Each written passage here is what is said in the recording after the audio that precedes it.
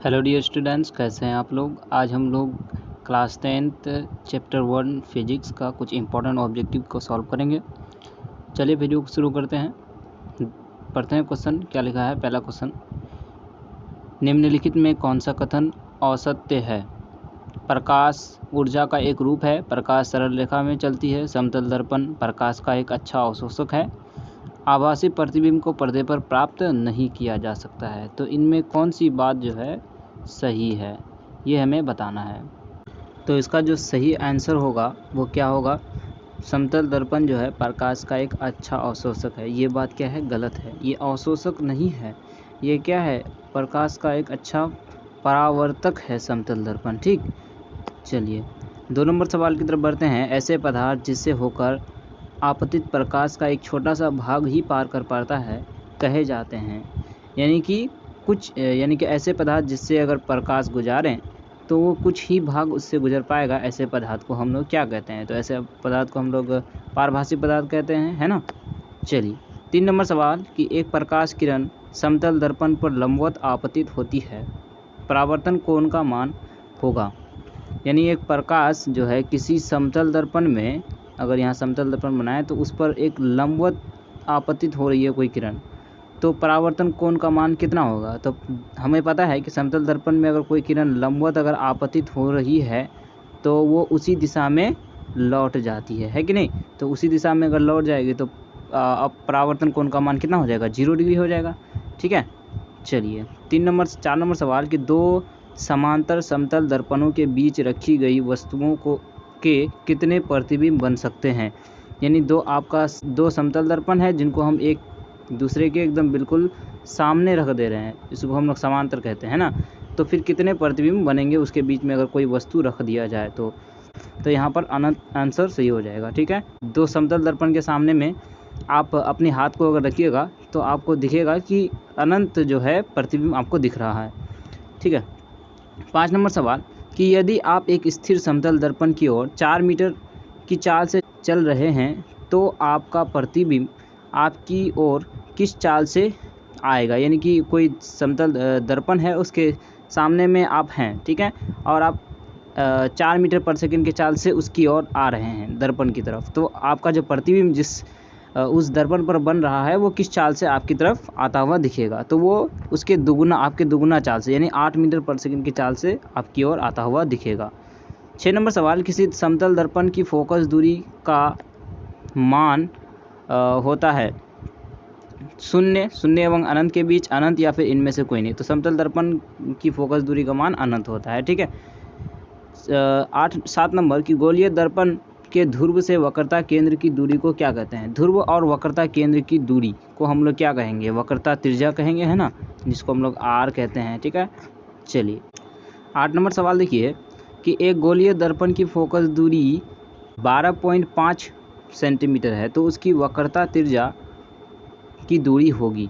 यानी फोकस दूरी है, ठीक है, उसका मान कितना दिया हुआ है 12.5, तो वक्रता त्रिज्या यानी आर का मान कितना होता है, वो आपका 2f के बराबर होता है, और ये f दिया है आपका, तो 2f यानी कि 12.5 का दुगुना, है ना, दुगुना यानी 25 हो जाएगा, 25 सेंटीमीटर आंसर हो जाएगा। ठीक, 9 नंबर सवाल की तरफ बढ़ते हैं कि किसी गोलीय दर्पण पर जब आपतित किरण उसके वक्रता केंद्र से होकर गुजरती है तो परावर्तित किरण दर्पण के ध्रुव से होकर गुजरेगा, दर्पण के फोकस से होकर गुजरेगा, पूर्व पथ पर लौट जाएगा, या फिर मुख्य अक्ष के समांतर हो जाएगा।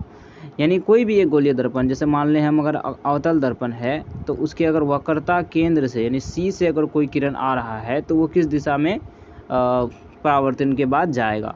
तो हमें पता है वक्रता केंद्र से अगर गुजरता है तो उसी पथ से वापस लौट जाता है, तो आंसर हो जाएगा पूर्व पथ से लौट जाएगा। ठीक है, 10 नंबर सवाल कि निम्नलिखित में कौन सा कथन गलत है। वास्तविक प्रतिबिंब वस्तु की अपेक्षा उल्टा बनता है, आभासी प्रतिबिंब को पर्दे पर प्राप्त किया जा सकता है, वास्तविक प्रतिबिंब को पर्दे पर प्राप्त किया जा सकता है, आभासी प्रतिबिंब वस्तु की अपेक्षा सीधा बनता है। तो गलत पूछा जा रहा है। तो देखिए वास्तविक प्रतिबिंब उल्टा होता है, ये बात तो सही है कि नहीं, वस्तु की अपेक्षा उल्टा होता है। और दूसरी बात कि आभासी प्रतिबिंब को पर्दे पर प्राप्त किया जा सकता है, ये बात गलत है। ठीक है, वास्तविक प्रतिबिंब को पर्दे पर प्राप्त किया जा सकता है, ये सही है। और आभासी प्रतिबिंब वस्तु की अपेक्षा सीधा बनता है, ये सही है। तो हमें गलत पूछा जा रहा है, तो ऑप्शन नंबर बी जो है वो सही हो जाएगा। ठीक। 11 नंबर कि निम्नलिखित में किस दर्पण द्वारा किसी वस्तु का आभासी प्रतिबिंब मिल सकता है। हमें आभासी प्रतिबिंब कौन कौन सा दर्पण दे सकता है, तो समतल दर्पण दे सकता है, अवतल दर्पण भी दे सकता है, उत्तल दर्पण भी दे सकता है। तो यहाँ ऑप्शन नंबर डी यानी सही हो जाएगा। ठीक है, चलिए 12 नंबर निम्नलिखित में किस दर्पण द्वारा किसी वस्तु का वास्तविक प्रतिबिंब प्राप्त किया जा सकता है। हमें वास्तविक प्रतिबिंब चाहिए, तो वास्तविक प्रतिबिंब कौन सा दर्पण बनाता है। समतल दर्पण तो आभासी बनाता है, उत्तल भी आभासी बनाता है, यहाँ अवतल सही हो जाएगा। ठीक है, यानी ऑप्शन नंबर ख सही हो जाएगा। 13 नंबर सवाल कि वस्तु से छोटा और आभासी प्रतिबिंब इनमें किस दर्पण से प्राप्त होता है। हमें वस्तु से छोटा प्रतिबिंब चाहिए और आभासी प्रतिबिंब चाहिए, तो ये कौन बनाता है, उत्तल दर्पण बनाता है कि नहीं। अवतल दर्पण भी आभासी बनाता है, लेकिन वो वस्तु से बड़ा बनाता है, तो यहाँ पर उत्तल दर्पण सही हो जाएगा। ठीक है, चलिए 14 नंबर कहाँ पर स्थित होने से वस्तु का वास्तविक प्रतिबिंब अवतल दर्पण के वक्रता केंद्र पर बनता है। यानी कि अवतल दर्पण के वक्रता केंद्र पर अगर हमें प्रतिबिंब बनाना है तो वस्तु को कहाँ रखना पड़ेगा, तो हमें पता है कि वक्रता केंद्र पर ही रखना पड़ेगा, तभी उसका प्रतिबिंब वक्रता केंद्र पर बनता है। 15 नंबर कि वस्तु से बड़ा आभासी प्रतिबिंब किस दर्पण से प्राप्त होता है। वस्तु से बड़ा और आभासी प्रतिबिंब कौन सा दर्पण बनाता है, तो अवतल दर्पण बनाता है। ठीक है, उत्तल तो वस्तु से छोटा बनाता है, समतल तो वस्तु के बराबर बनाता है, तो नहीं होगा, वहाँ का ऑप्शन सही हो जाएगा। 16 नंबर अवतल दर्पण द्वारा किसी वस्तु का बन सकता है केवल आभासी, केवल वास्तविक, ए और बी दोनों, या फिर इनमें से कोई नहीं। तो देखिए अवतल दर्पण जो है आभासी और वास्तविक दोनों प्रकार का प्रतिबिंब बना सकता है, यानी ऑप्शन नंबर ग हमारा सही हो जाएगा। ठीक है, 17 नंबर एक अवतल दर्पण से वस्तु, जिसको हम लोग बिंब कहते हैं, की स्थिति ध्रुव और फोकस के बीच है। ठीक है, तो प्राप्त प्रतिबिंब होगा, वस्तु कहाँ है, ध्रुव और फोकस के बीच है, तो प्रतिबिंब प्राप्त होगा वास्तविक और बड़ा, वास्तविक और छोटा, आभासी और बड़ा, आभासी और छोटा। तो जब वस्तु फोकस और ध्रुव के बीच होता है तो प्रतिबिंब जो है वो आभासी और बड़ा बनता है। ठीक है, यानी काल्पनिक और बड़ा बनता है, याद रखिएगा। ठीक, चलिए 18 नंबर एक उत्तल गोलीय दर्पण से आभासी प्रतिबिंब बनता है, वास्तविक या फिर आकार में बड़ा या फिर उल्टा। तो उत्तल गोलीय दर्पण से यानी उत्तल दर्पण से कौन सा प्रतिबिंब बनता है, आभासी प्रतिबिंब बनता है, वास्तविक तो बनता नहीं है, वस्तु में आकार से बड़ा तो होता ही नहीं है, उल्टा नहीं होता है। ठीक है, 19 नंबर कि एक दर्पण से किसी भी दूरी पर रखी एक वस्तु का सीधा प्रतिबिंब ही प्राप्त होता है तो दर्पण हो सकता है। यानी कोई भी एक दर्पण है जिसके सामने में हम किसी वस्तु को कहीं पर भी रख दें तो हमें कैसा प्रतिबिंब प्राप्त होता है, हमेशा सीधा। तो दर्पण कैसा है, तो केवल समतल, केवल उत्तल, समतल अथवा उत्तल या फिर अवतल। तो इसका जो आंसर होगा वो होगा समतल या फिर उत्तल। ठीक है, क्योंकि उत्तल दर्पण में हमेशा आभासी प्रतिबिंब बनता है और समतल दर्पण में भी हमेशा आभासी प्रतिबिंब बनता है, जबकि अवतल दर्पण में आभासी और वास्तविक दोनों बनता है। ठीक, 20 नंबर कि यदि किसी दर्पण द्वारा बने प्रतिबिंब का आकार हमेशा वस्तु के आकार के बराबर हो तो दर्पण होगा।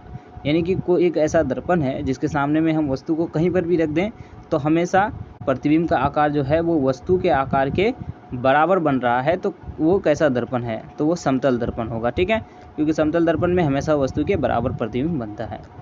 21 नंबर अवतल दर्पण से बनने वाला वास्तविक प्रतिबिंब तब बड़े आकार का होता है जब वस्तु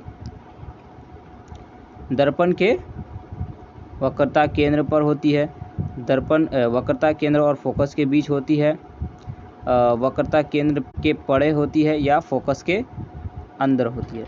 तो यहाँ पर क्या आंसर होगा, अवतल दर्पण से बनने वाला जो वास्तविक प्रतिबिंब है वो तब बड़े आकार का होगा जब वस्तु क्या होगा, आपका वक्रता केंद्र और फोकस के बीच होगा। ठीक है, वक्रता केंद्र और फोकस के बीच होगा, तभी आप जाके आपका प्रतिबिंब जो है वो क्या होगा, वास्तविक और बड़ा होगा। 22 नंबर कि निर्देशांक चिन्ह परिपाटी में सभी दूरियां मापी जाती है, फोकस से वक्रता केंद्र से, ध्रुव से या फिर इनमें से कोई नहीं। तो देखिए चिन्ह परिपाटी में सभी दूरियां हम P से मापते हैं, यानी ध्रुव से मापते हैं, ठीक है। ध्रुव को हम लोग मूल बिंदु मान लेते हैं, इसको हम लोग, है ना। ये इस दर्पण को हम लोग, दर्पण का जो P है उसको हम लोग यहाँ पर बैठा देते हैं, अगर ये उत्तल दर्पण है तो इस तरह से, ठीक। 23 नंबर सवाल कि एक वास्तविक वस्तु का उत्तल दर्पण द्वारा बने प्रतिबिंब के लिए निम्नलिखित में कौन सा कथन असत्य है, ठीक है। एक वास्तविक वस्तु का उत्तल दर्पण द्वारा बने प्रतिबिंब के लिए कौन सा कथन असत्य यानी गलत है, गलत पूछा जा रहा है। तो प्रतिबिंब सीधा बनता है, ये बात तो सही है। प्रतिबिंब वास्तविक बनता है, ये बात क्या है मेरा, गलत है। बाकी और देखते हैं, प्रतिबिंब वस्तु की अपेक्षा आकार में छोटा होता है, ये बात तो सही है। और प्रतिबिंब दर्पण के ध्रुव और फोकस पर बनता है, फोकस के बीच बनता है, ये बात भी सही है। तो यहाँ पर क्या होगा, ऑप्शन नंबर बी मेरा सही हो जाएगा कि प्रतिबिंब वास्तविक बनता है। उत्तल दर्पण में कभी भी प्रतिबिंब वास्तविक नहीं बनता है, ठीक है, याद रखिएगा। 24 नंबर सवाल कि निर्देशांक चिन्ह परिपाटी के अनुसार दर्पण सूत्र है 1/f बराबर 1/u माइनस 1/v, 1/f बराबर 1/v माइनस 1/u, 1/f बराबर 1/v प्लस 1/u। तो दर्पण सूत्र क्या होता है सर, 1/f बराबर 1/v प्लस 1/u होता है, यानी ऑप्शन नंबर ग सही हो जाएगा। और साथ ही बता दें आपको, ये जो है 1/v माइनस 1/u ये लेंथ सूत्र है। आपने चैप्टर 2 अगर पढ़ा हो तो आपको पता होगा, ये लेंथ सूत्र है और ये क्या है, दर्पण सूत्र है, ठीक है। 25 नंबर सवाल, गोलीय दर्पण का आवर्धन सूत्र होता है m बराबर प्लस v/u, m बराबर प्लस u/v, m बराबर माइनस u/v, m बराबर माइनस v/u। तो इनमें कौन सा सही होगा, इसका जवाब आपको देना है, ठीक है।